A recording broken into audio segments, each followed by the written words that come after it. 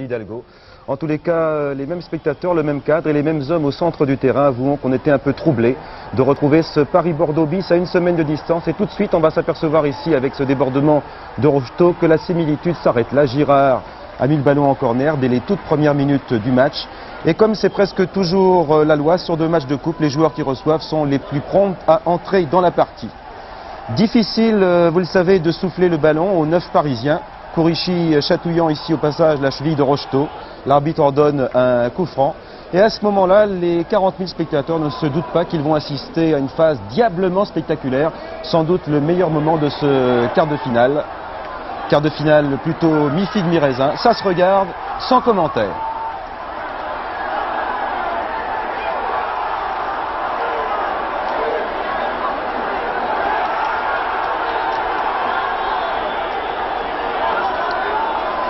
Et vous voulez sans doute savoir si les Bordelais peuvent souffler. Eh bien oui, et il était grand temps. Un quart d'heure de jeu seulement, Soler en plaque Gemrich, touché à l'épaule, et tout juste cette tête de Tigana pour essayer en quelque sorte d'attirer l'attention de Dominique Baratelli. Car pour le reste, Bordeaux ne franchit pas souvent la ligne médiane. Voilà, Girard est passé, centre de Lemou et tête de Toko, un peu surpris par ce ballon. Un ballon qui aurait dû être favorable. Bordeaux a du mal en tout cas à faire surface. Les Girondins, souvent superbes il y a 8 jours, semblent traumatisés par leur échec contre Lens. Et ici tout de suite, centre de Battenet, nouvelle tête, elle est signée de Boubacar. Pantelic était là malgré ses 3 points de suture sur le crâne après le match contre Lens. Les attaques se succèdent pour l'équipe de Georges Perroche, mais nous sommes ici à la fin de la première demi-heure et tout reste à faire.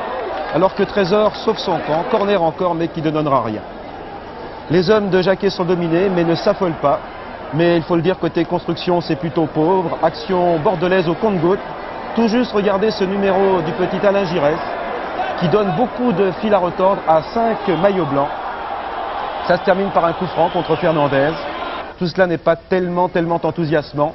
Le coup franc est de Giresse. Mais à un bon mètre au-dessus de la cage de Baratelli. D'ailleurs, les 2 cages sont restées inviolées. Si bien que lorsque les 2 équipes vont revenir sur le terrain pour la deuxième mi-temps, nous en sommes toujours à 0-0.